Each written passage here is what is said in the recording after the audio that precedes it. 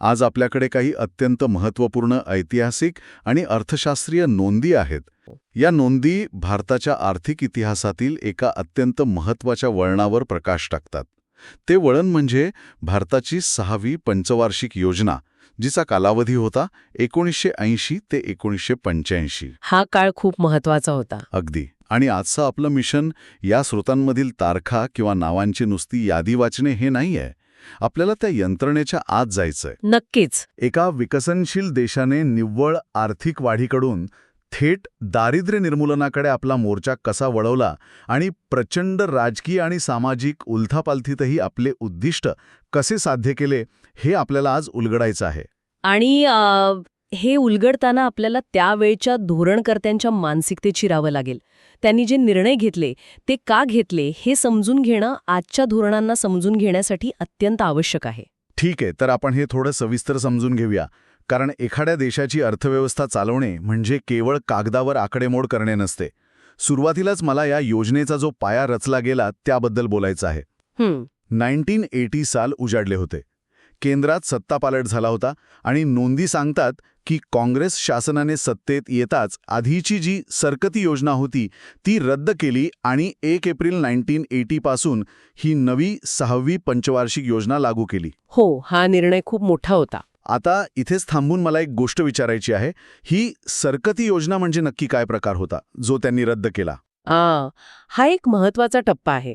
सरकती योजना, ज्याला इंग्रजीत आपण रोलिंग प्लॅन म्हणतो, ती संकल्पना जनता पक्षाच्या सरकारने आणली होती. अच्छा. त्यांच्या मते 5 वर्षांसाठी एकदाच कडक उद्दिष्टे ठरवून ठेवण्यापेक्षा दरवर्षी अर्थव्यवस्थेचा आढावा घेऊन पुढच्या वर्षाचं नियोजन करणं जास्त सोयीचे असते. म्हणजे ही योजना दरवर्षी अशी पुढे सरत जाणार. अगदी तसंच.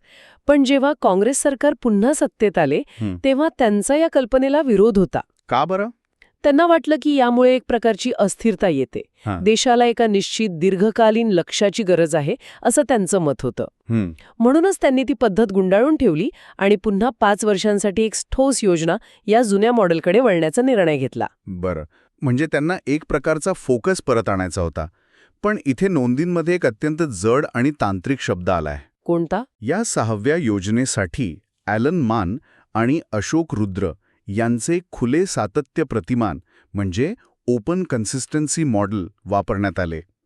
आता हे वाचायला खूप मोठं वाटतं, पण हे खुले सातत्य प्रतिमान म्हणजे नक्की काय? नावावरून ते खूप गुंतागुंतीचं वाटते, हे मी मान्य करते. हो ना. पण याची मूळ कल्पना खूप साधी आणि तार्किक आहे. कन्सिस्टन्सी म्हणजे सुसंगतता. अच्छा. समजा तुम्हाला देशात पोलादाचं उत्पादन वाढवायचं आहे. आता पोलाद तयार करण्यासाठी कोळसा लागतो आणि वीजही लागते. बरोबर. जर तुम्ही फक्त पोलादाचे कारखाने काढले पण कोळशाच्या खाणी आणि वीज प्रकल्पांमध्ये गुंतवणूक केली नाही तर काय होईल? पोलाद कारखाने उभे राहतील पण चालणार नाहीत. अगदी बरोबर. हे ओपन कन्सिस्टन्सी मॉडेल एक प्रकारच्या इनपुट आउटपुट मॅट्रिक्स सारखे काम करते. म्हणजे एका क्षेत्राचा परिणाम दुसऱ्यावर कसा होतो हे पाहणे. हो. अर्थव्यवस्थेच्या एका क्षेत्रात वाढ करायची असेल तर इतर संबंधित क्षेत्रांमध्ये किती वाढ करावी लागेल याचे हे गणित आहे. हे प्रतिमान सुनिश्चित करते की अर्थव्यवस्थेचा कोणताही एक भाग दुसऱ्या भागासाठी अडथळा बनवू नये. सर्व क्षेत्रांची सुसंगत वाढ होणे हा या मॉडेलचा मुख्य उद्देश होता. हे समजल्यावर आता पुढचा भाग अधिक स्पष्ट होतोय. कारण पहिल्या 5 योजनांमध्ये केवळ आर्थिक वाढीवर भर होता, पण या 6व्या योजनेचं नावच दारिद्र्य निर्मूलन व रोजगार निर्मिती असे ठेवले गेले. हो, हा दृष्टिकोन खूप वेगळा होता. 5 योजनांनंतर धोरणकर्त्यांना हे वास्तव स्वीकारावे लागले की संपत्ती आपोआप तळागाळापर्यंत झिरपत नाहीये. ती कुठेतरी मधल्यामध्येच अडकून पडते. हो. आर्थिक वाढ होत होती पण गरिबीचा आकडा तसाच फुगत चालला होता. म्हणूनच या योजनेत पहिल्यांदाच लक्ष्य समूह किंवा टार्गेट ग्रुप ही संकल्पना केंद्रस्थानी आली. म्हणजे आपल्याला नेमकं कोणाला गरिबीतून बाहेर काढायचंय त्या चेहऱ्यांची ओळख पटवणे. होय. आधी योजना संपूर्ण देशासाठी किंवा एका मोठ्या क्षेत्रासाठी बनायच्या.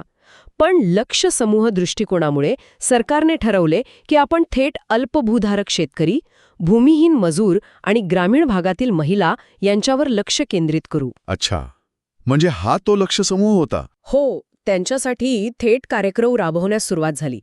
5.2% राष्ट्रीय उत्पन्नाच्या वाढीचं लक्ष ठेवतानाच 3,40,00,000 रोजगार निर्माण करण्याचे ठोस उद्दिष्ट याच अँटीबायोटिक दृष्टिकोनाचा भाग होते. आता धोरण तर ठरले, उद्दिष्टही स्पष्ट झाली आणि खुले सातत्य प्रतिमान वापरून आराखडाही तयार झाला. पण कागदावरची योजना प्रत्यक्षात आणण्यासाठी पैशांची गरज असते. पैशांशिवाय अंमलबजावणी शक्यच नाही. आपल्या स्रोतांनुसार या योजनेचा एकूण प्रस्तावित खर्च तब्बल 97,500 कोटी रुपये होता. बापरे, ती त्या काळातील खूप मोठी रक्कम होती. हो ना. आणि इथेच मला एक मोठा विरोधाभास जाणवला. आपण आत्ताच बोललो की ही योजना गरिबी हटवण्यासाठी होती. पण जेव्हा आपण बजेट बघतो तेव्हा या 97,500 कोटींपैकी सर्वाधिक म्हणजे जवळपास 28% खर्च हा ऊर्जेवर करण्याचं ठरलं. Energy sector. हो. गरिबी दूर करायची आहे आणि सर्वाधिक पैसा ऊर्जेवर. हे कसं शक्य आहे?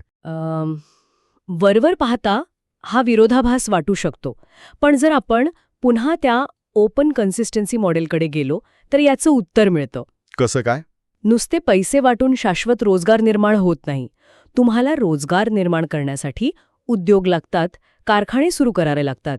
शेतीचं उत्पन्न वाढवायचं असेल तर सिंचनासाठी पाण्याचे पंप चालवावे लागतात. आणि या दोन्ही गोष्टींसाठी काय लागते? तर वीज. अगदी बरोबर. अखंड ऊर्जा पुरवठाशिवाय अर्थव्यवस्थेचं कोणतंही चाक फिरू शकत नाही.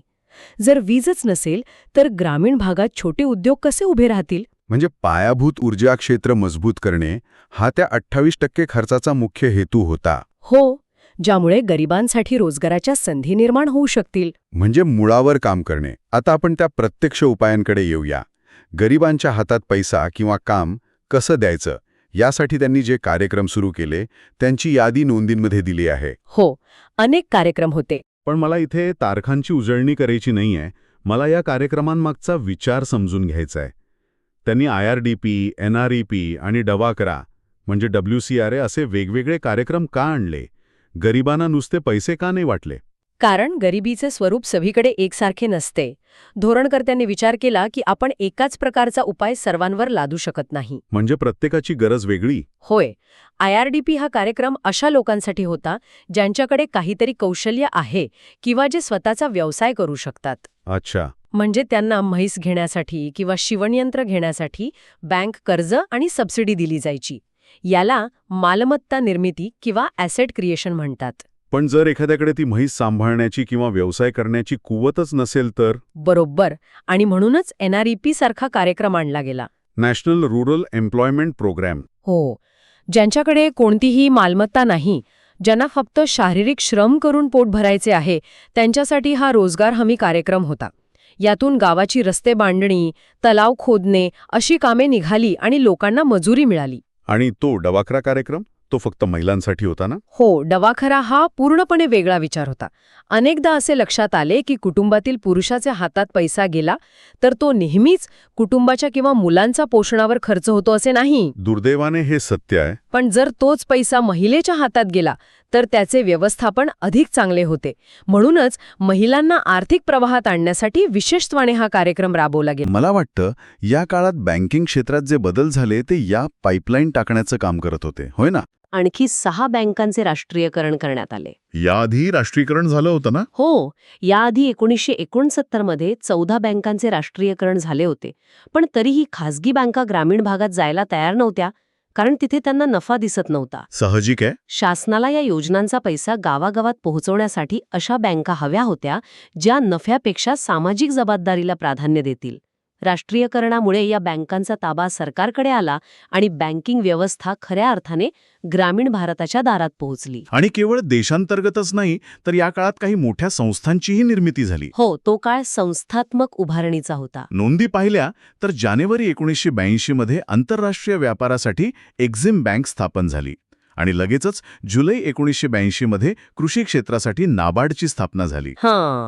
एकाच वर्षात 2 टोकाच्या संस्था, एक आंतरराष्ट्रीय व्यापारासाठी आणि दुसरी थेट खेड्यापाड्यातील शेतीसाठी.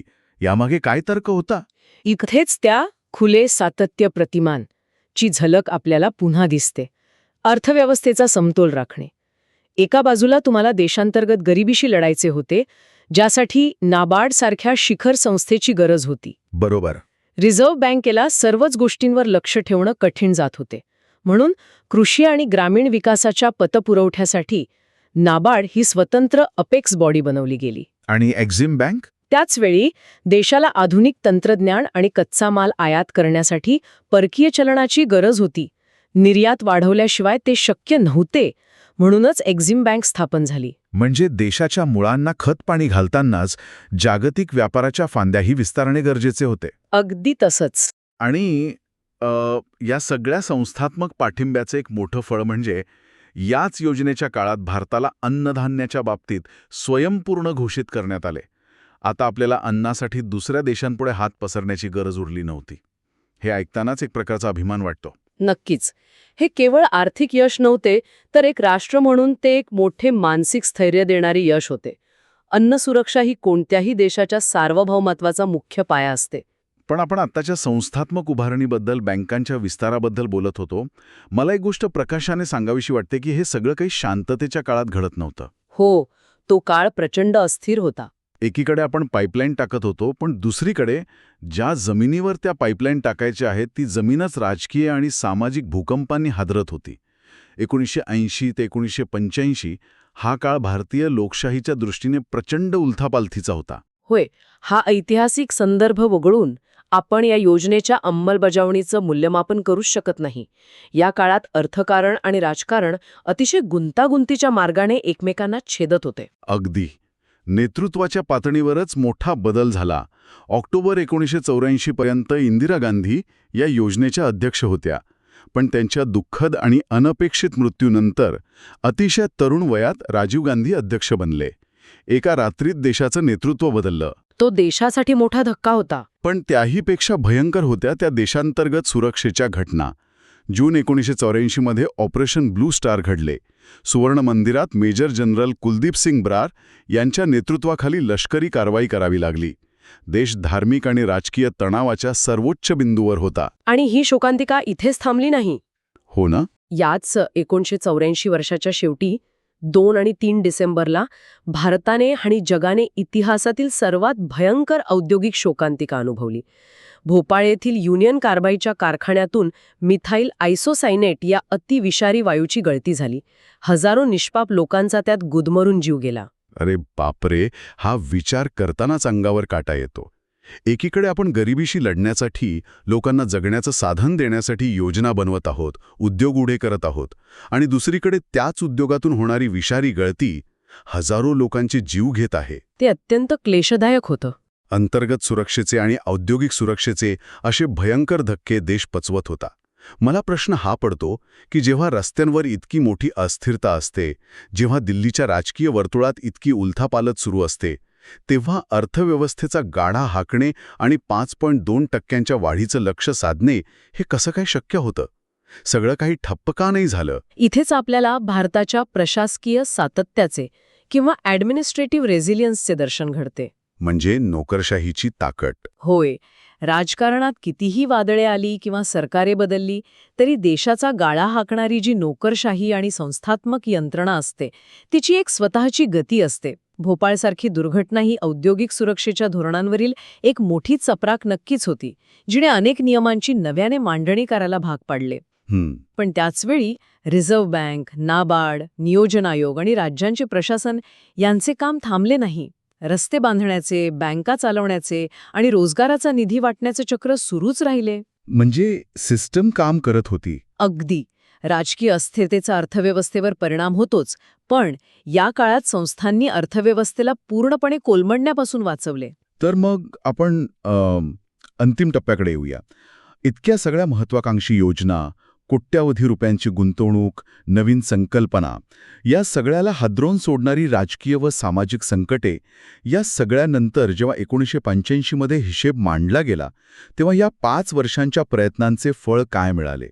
या योजनेचे अंतिम मूल्यमापन काय सांगते? इथेच या योजनेचा सर्वात मोठा क्लायमॅक्स दडलेला आहे. अच्छा. आकडेवारी आणि नोंदी स्पष्ट करतात की ही योजना केवळ यशस्वीच ठरली नाही, तर तिने अपेक्षांपेक्षाही चांगली कामगिरी केली. राष्ट्रीय उत्पन्नाच्या वाढीचे जे 5.2% लक्ष होते ते पार करून अर्थव्यवस्थेने 5.5% वाढीचा दर साध्य केला. अरे वा.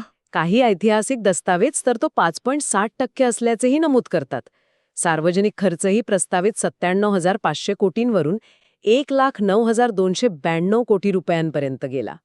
अन्नधान्य उत्पादन 145.5 मिलियन टनांपर्यंत पोहोचले. म्हणजे भारताच्या नियोजनबद्ध विकासाच्या इतिहासात पहिल्यांदाच 5%हून अधिक वाढीचा दर साध्य झाला. एवढ्या संकटानंतरही हे साध्य करणे खरोखरच अचंबित करणारे आहे. नक्कीच. या यशामुळेच बहुधा भारताने तो हिंदू रेट ऑफ ग्रोथचा शाप मागे टाकला असं म्हणतात ना.